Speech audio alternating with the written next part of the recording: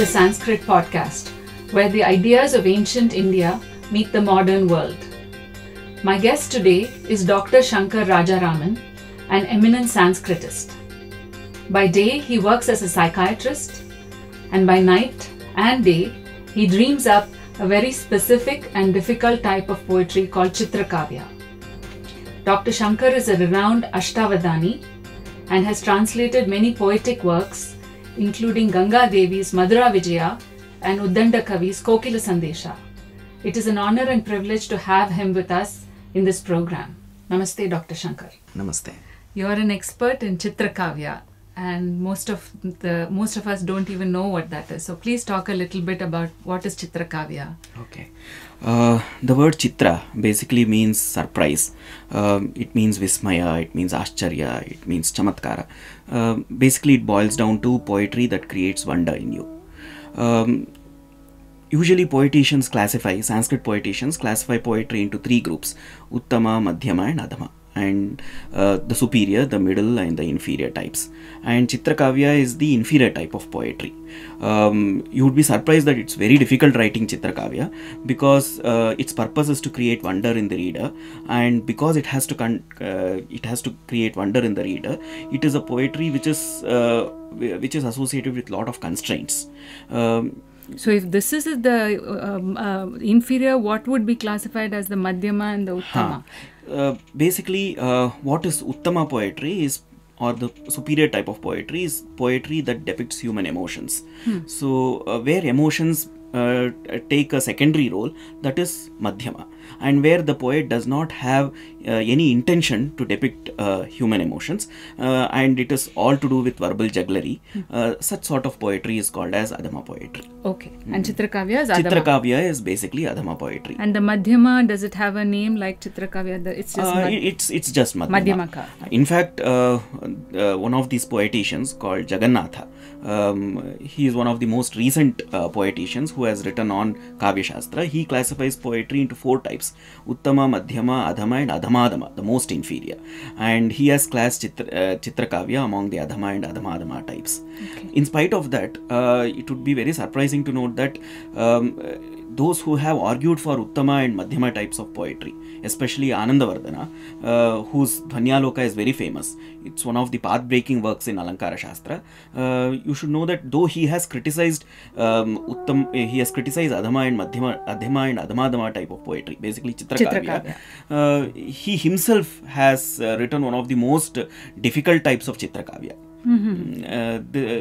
Which goes by the name of Devi Shataka, where in 100 verses in praise of the goddess, he has almost exhausted various possibilities of Chitrakavya. Okay, so Chitrakavya has verbal jugglery and does not connect with emotions. It has not. It does not. You cannot say it does not connect with emotions. Basically, because no poetry is said to be distanced from emotion. Okay. Even poeticians argue argue saying that even Chitrakavya cannot be actually distanced from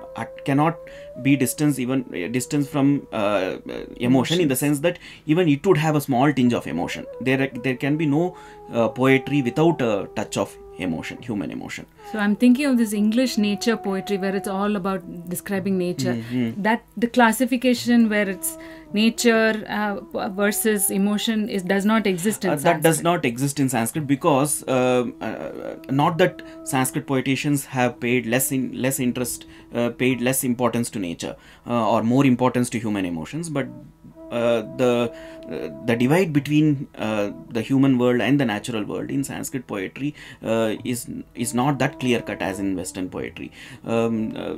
Nature is a part of human life and humans are part of nature. Okay. So such sort of division doesn't come in Sanskrit poetry. So now if we enter the world of Chitrakavya, walk me through the process. Yeah.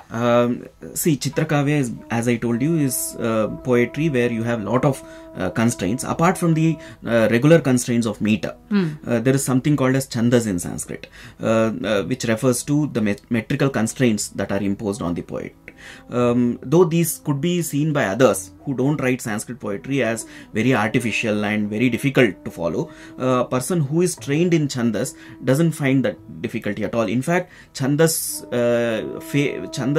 is something which helps him in the process of creating poetry. If he masters chandas, at least what he creates gives a semblance of poetry. Like tala. It Like sort of tala. becomes It becomes imbibed in his nature, and though it might not be very stupendous in its meaning, it still gives a semblance of poetry. Okay. To that extent, the person who creates such poetry is satisfied that at least what he has created resembles poetry. Okay. So the chandas you have chandas. A person who writes chitrakavya has no doubt should also follow chandas. He also should follow chandas, but then apart from chandas, he might impose other restrictions on himself. For example, he might impose a restriction of conveying one meaning when the verse is read from forwards and another meaning when read from backwards. Let me give an example.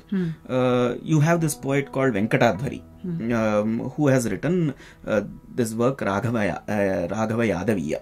Raghava is basically Rama and Yadava is basically Krishna. So Raghava Yadaviya is a poem which is connected with both Rama and Krishna. It's a small poem of around 30 verses, and every verse when read from forwards is a story of Rama, and when read from backwards in the sense not from the level of a word, from the level of a syllable, from the level of a letter. So it's almost like a palindrome. So when you read from backwards, you have a particular story told from the Bhagavata. So it's a story of Krishna when read from backwards. So that is something which I think is very difficult to be accomplished in any other language.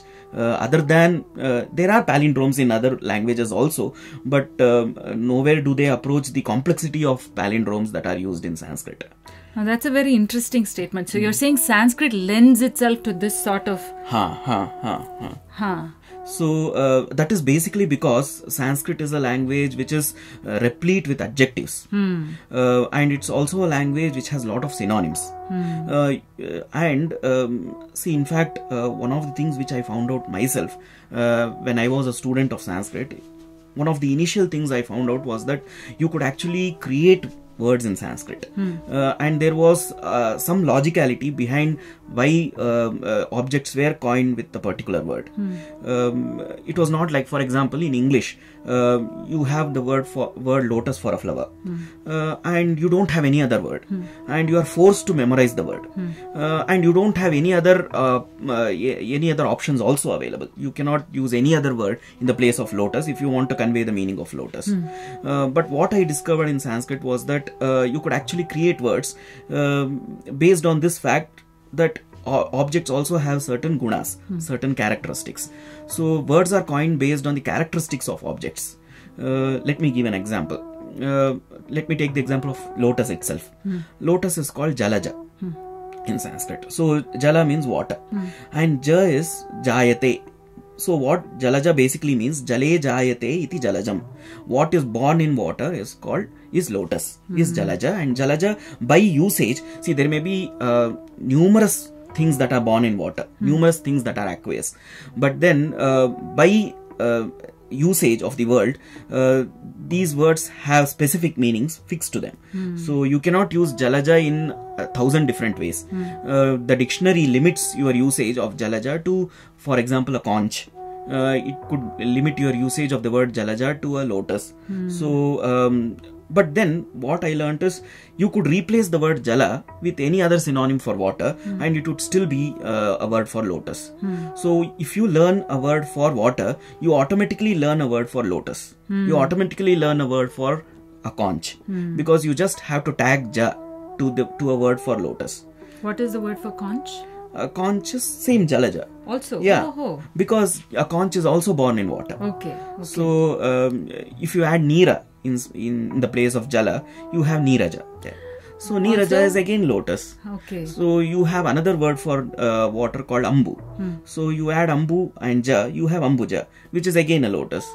So toya is a word for water. So you add ja to it, toyaja becomes lotus. So I figured out quite early, and because it was something which I figured out myself, it was a moment of discovery for me. So, and I realized that I could add any word for water here. Maybe a word which nobody in Sanskrit literature has ever used for water. There is a word called sarvato bhadra for water. So if I were to add ja to it, it would become sarvato bhadraja. And any other person, though he has never been exposed to this word in the entire gamut of Sanskrit literature, when he hears it for the first time, he can, if he is a Sanskritist and if he is conversant with words in Sanskrit, he can immediately figure out that Sarvato Bhadraja means a lotus.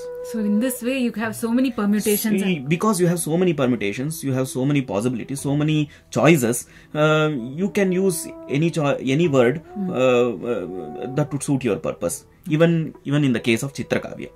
So how do you write Chitrakavya? I mean, do you have to meditate before? It seems so complicated to me. Do you have to, or do you make notes and put it together? No, I actually,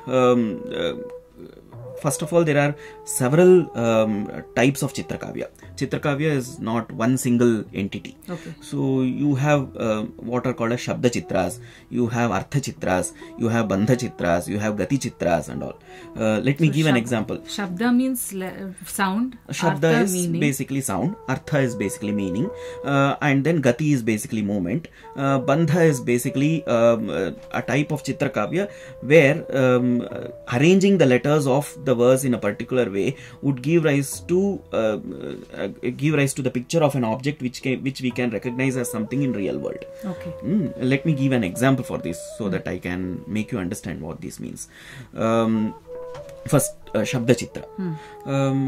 Shabda Chitra is something which you can also understand because there are parallels in English.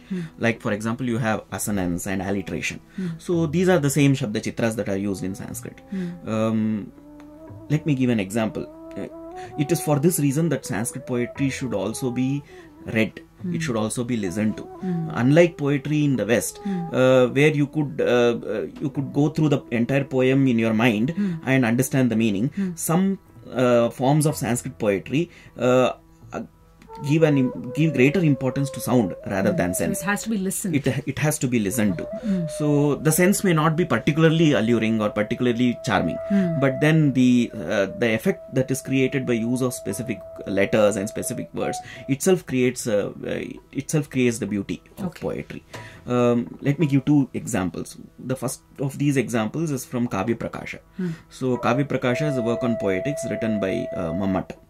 And here it's I think so in this the is very 12th century. It's almost in the 12th century. He was a Kashmirian basically. Okay. Kashmirians have contributed a lot to Sanskrit poetry and Sanskrit studies itself. You have this second or third verse in the first chapter of Kavya Prakasha, which illustrates assonance. The verse is I think so by Murari.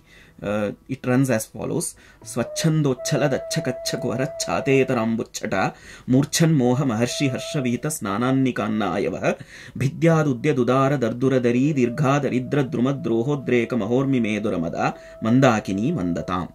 So as soon as you hear this verse, you may not know what it means actually, but then the use of specific letters itself creates an ambience. Correct, it energizes. It energizes you. It's a verse on the river Ganga. It's not very special in the sense that it just tells that Ganga is flowing very fast, and in the caverns on her bank there are frogs croaking. There are saints taking a bath, sages taking a bath in her waters, in her pure waters, and because she gushes so speedily, she also breaks her banks, and she also topples trees on her banks. And the meaning is not very special, but then what is special about such poetry is the use of specific words in a specific manner. This would classify as anuprasa basically. You similarly have another verse from Sri Harsha's Naishadiya Charita. What is anuprasa? Yeah, anuprasa is basically, you could translate it as alliteration in English. So the repetition of the same vyanjanas, the repetition of the same consonants, which could be associated with any swara. Like for example, in one part of the verse, you could have swacha. In another part, you could have swachi. It doesn't matter if the swara is different. You could have a in one place and e in another place. But what is important is that vyanjana has to repeat again and again. Okay. You have another verse from Sri Harsha's Naishadiya Charita. Unmilal Leela Neelot Paladala Dalana Moda Medasvipura Kroda Krida Dvijali Marududita Garud Sphala Vachala Vijihi Eten Akhani Shakha Nivaha Navaharit Paranapurna Drumali Vyali Idho Panta Shanta Vyathapatika Drisham Dattaragas Tadaga. So here also you see lot of assonance. For example, you have Eten Akhani Shakhani. So you have lot of Shakha Nivaha Navaharit Parna Purna. So you switching off the same words. So this is still Shabda. This is still Shabda Chitra. Okay.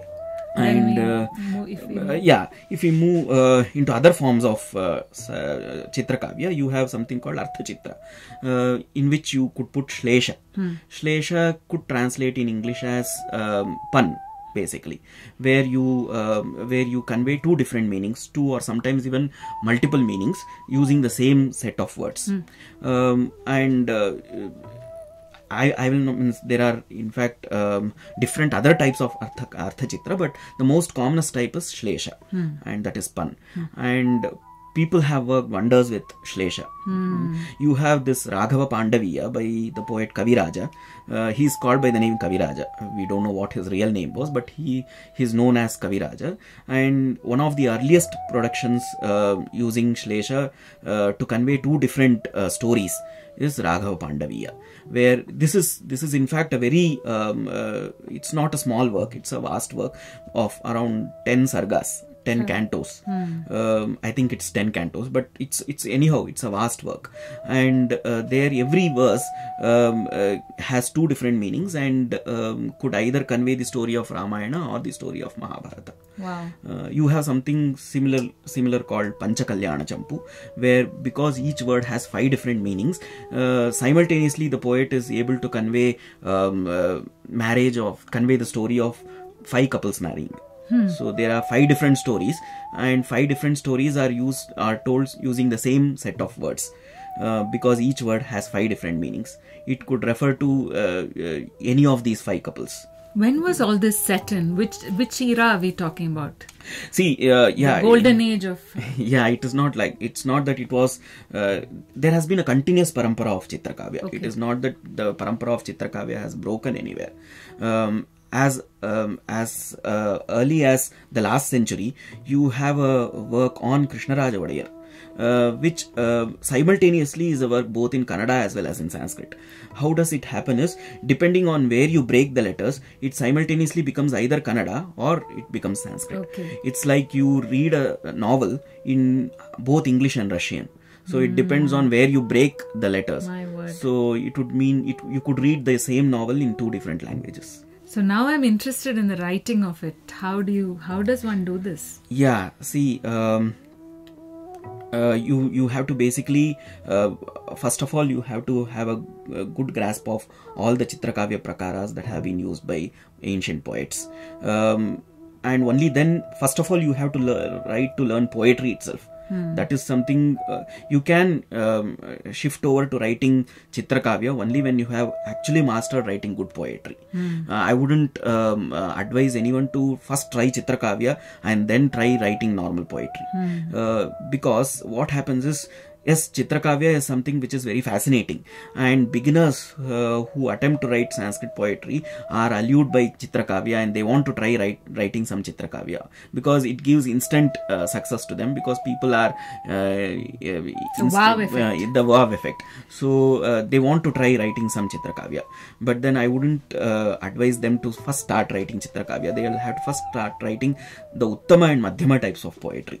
Only then go on to writing Adhama type of poetry. So it's the reverse. Usually they say we start in the lowest and go to that. You're saying why reverse is because, see, if a novice in Sanskrit poetry starts writing Adhama type of poetry first, what would happen is, first of all, he has not learned the art of writing Uttama and Madhyama poetry. So he might not have had a good grasp of Chandas itself.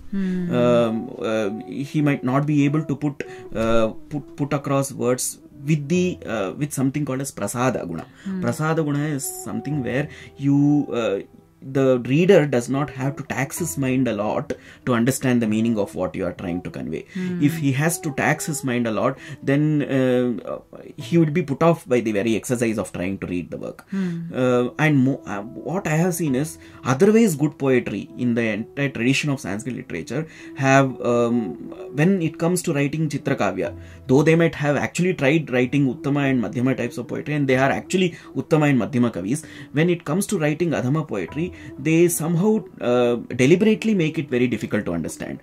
I don't know whether it was an effect of the times in which they were living, and it was necessary for them to write in a way that could not be easily understood by the reader.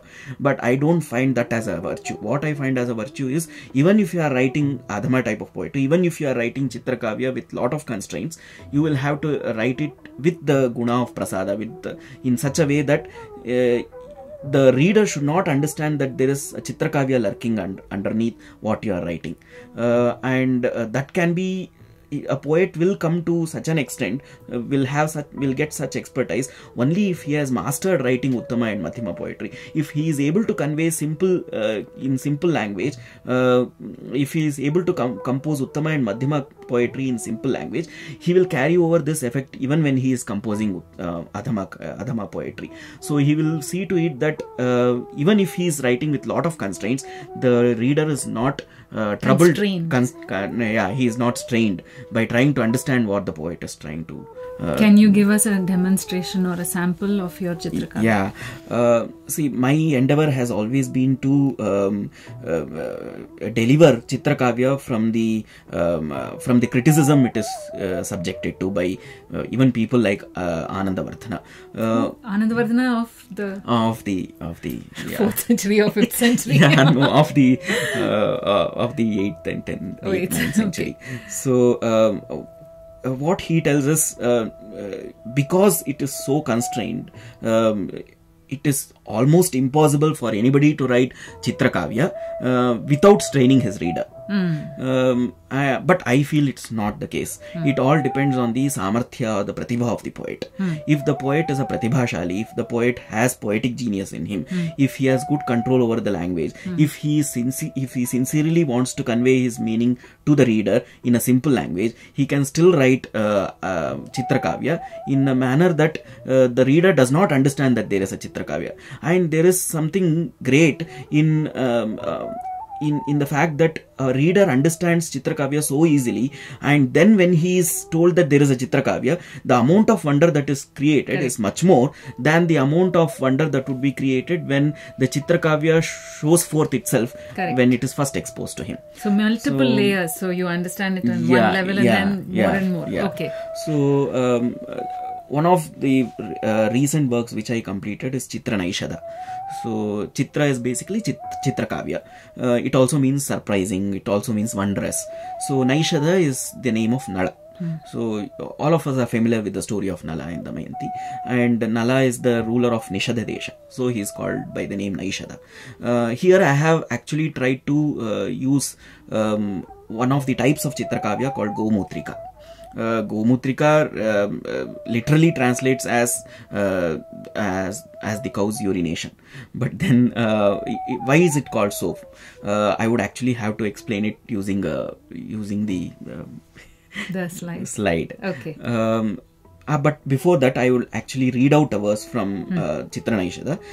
What I have done here is, in around 210 or 215 verses, I have tried to tell the story of Nala till the point of his marriage. Okay. So that is what Sri Harsha has also done in his Naishadhiya Charita. So there he has, in almost 22 cantos, he has covered the story of Naishadha till his marriage with Damayanti, that's all. And I have kept the story as simple as possible, because as you know, I am writing chitrakavya and there are already a lot of constraints on me, so I may not be able to improve on the story. But at least if I am able to tell the story till some point using chitrakavya, till a point that even a predecessor of me, my predecessor Sri Harsha has done, I would feel I have accomplished something. The first verse here is Namo Nirajanabhaya Nityaya Karunabdhaye Tamo Nirasanarkaya Daityanika Trinagnaye. The verse is not particularly very difficult to understand by a person who is familiar with Sanskrit poetry. Namo is I salute. Nirajanabhaya. Nirajanabha is one of the names of Vishnu. So Niraja is lotus, Nabha is his navel. So he from whose navel the lotus emanates. Namo Nirajanabhaya Nityaya. He is eternal. Nityaya Karunabdhaye. He is an ocean of mercy. He is an ocean of forgiveness. Karunabdhaye. Tamo Nirasanarkaya. He is Arka. Arka is Surya. He is the sun who dispels the darkness of ignorance. Tamas is ignorance. It's also darkness. So just as the sun dispels darkness, so he dispels our darkness in the form of ignorance. Tamo Nirasanarkaya Daityanika Trinagnaye. So the hordes of asuras. Daitya refers to asuras. Anika refers to hordes, the senas, the armies. So the armies of asuras. If the armies of asuras are trina, are like haystacks, he is Agni to the haystacks. So he is the fire that burns the haystacks of the enemy hordes. Okay. So it's not very difficult to understand, even with some minimum knowledge of Sanskrit. But what is difficult here is the way I have composed the verse, for which I would need a with the PowerPoint. Okay. I would need the PowerPoint. Okay. But let me explain what I have done. Yes. Here in Gomootrika, what I have to do is, Sanskrit poetry, every Sanskrit verse, at least every traditional Sanskrit verse has 4 lines, and these lines are referred to as padas. And the number of letters that have to be there in a pada are determined by the meter. Okay. So if you choose the meter which I have chosen, that is Anushtub, you have 8 letters for each pada. So first 2 padas have 16 letters, the next 2 padas have 16 letters. You have to write down two lines of the verse above and 2 lines of the verse below. And when you read the verse, you will find that every alternate letter of the first 2 padas is also the alternate letter of the next 2 padas. So the second letter of the first line is also the second letter of the third line. The 4th letter of the first line is also the 4th letter of the third line. The 6th letter of the first line is also the 6th letter of the third line. Okay. That is like a mathematical constraint. Yeah, it's a mathematical constraint. So here, when I say Namo Nirajanabhaya, and the third line is Tamo Nirasanarkaya, you know that the second letter is Namo, Mo. And here Tamo is Mo. Got it. Niraja, in that the 4th letter is Ra. Here I have Tamo Nirasa. So the 4th letter is Ra. Okay. So Niraja Nabhaya. Here I have Nirasa Narkaya. So there you have Na, and here also you have Got Na. it. So the 8th letter is Ya. Namo Niraja Nabhaya. Here I have Tamo Nirasa Narkaya. So you have here. Gomootrika is, as I told you, literally it translates as the cow's urine. But then I gave you this example of Namo Nirajanabhaya, Tamo Nirasanarkaya. So you could read the first line also in a zigzag pattern. The first word of the first line and the second word of the third line. The third word of the first line and the 4th word of the third line. The 5th word of the first line and the 6th word of the third line. And the 7th word of the first line and the 8th word of the third line. Are the same or are they are different. They have a pattern. They have a pattern. It is only the first time, the third, or the second, the 4th, the 6th and the 8th letters have to repeat. But the remaining letters need not repeat. If the remaining letters had also repeated, the first line could not be distinguished from the third line, because all letters are anyhow repeating. Correct. So and you said the logic was that the logic was because it's called Gomootrika, because a meandering cow, meandering on the road, it is supposed to urinate in a very zigzag pattern, and that is why this bandha is also called, this chitrakavya bandha is also called as Gomootrika. So is it like composing music, or is it like a muse, sort of something takes over and it comes out like that? So is it very logical and thought out, or is it much more free flowing? No, I don't think so. It's free flowing. It's much more logical and thought out. Sometimes I spend an entire day composing it, but means I should say I'm lucky in the fact that I have always cultivated the habit of composing poetry in my mind rather than writing it down. So and in a day, if I am composing a verse like this, I would probably just compose 1 or 2 verses.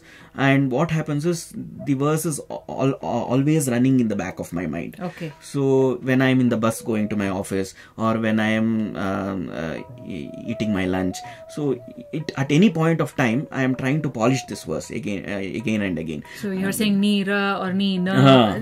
It's like multiple choice. Yeah, there are a lot of choices available, and here what happens is I cannot go with a preset meaning. I cannot go with a preset idea. I cannot have the idea first and then compose a verse. The idea and the verse are simultaneously composed. So sometimes I might have to give up an idea just because I have taken this constraint. Correct. So it happens like that. And the last question is, why are you still writing about Nala? Why can't you write about Narendra Modi or anything that is happening nowadays? Okay. See, a poet can write on any contemporary issues. On any issue. It's not that I'm not writing. Okay. See, for example, I have written something called Vaidyopahasakalika, which is a small work of around 40 verses, making fun of basically the doctor profession. Okay. So because I know the in and out of the profession, because I am a part of that profession, I have tried to look at it in a humorous way. So it's not that you cannot write. Okay. And in fact, Sanskrit is very well equipped to convey even modern ideas.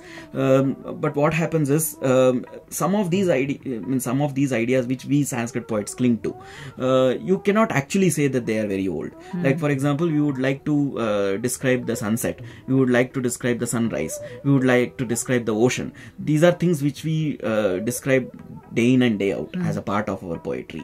And you can never say the sunrise is something of the past and it's not relevant today. You cannot say the moon rise is something which gives happiness only to people who were in the past, and it is not something which gives happiness to people today. Correct. And see, when you say that why can't you write about more social issues, this is something which has plagued Sanskrit rhetoricians. This question is something which, it's not that Sanskrit rhetoricians have not answered this question, but what they say is, yes, a poet entertains as well as educates, but then it happens, education is a part of entertainment. It is not that the poet first tries to educate the masses and then tries to entertain them. Education and entertainment happen together.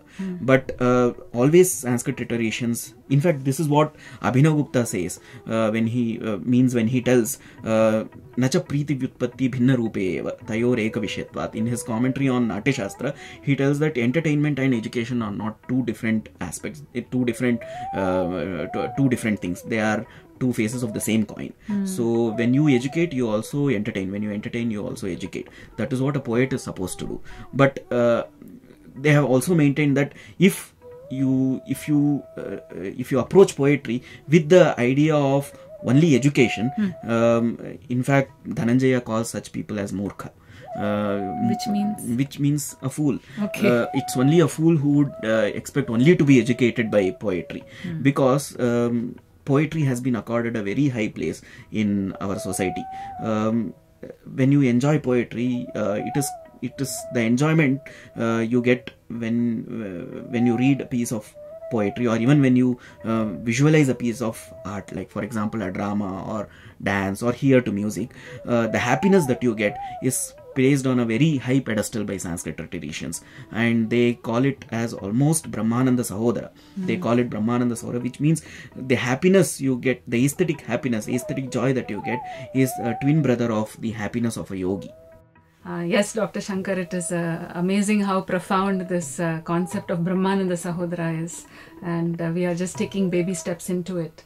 In fact, I was reading in Nartaki magazine a series of essays written by Sri V.S. Bhaskara Panikar, who is about 87 years old.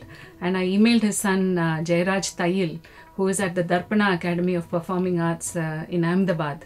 And Sri Jairaj was kind enough to send me his father's treatise on Bharatiya Kavya Shastra, and it is amazing the number of concepts. There is Alankara Shastra, all the things you have mentioned and more. At the end of this podcast, along with the notes, I'm including Sri Jairaj's email for anyone who would like to contact his father, Sri Bhaskara Panikar. And there are many of the concepts that Dr. Shankar has mentioned. So I would like to take an opportunity to thank you for talking to us about Chitrakavya. Thanks. Namaste. Thanks.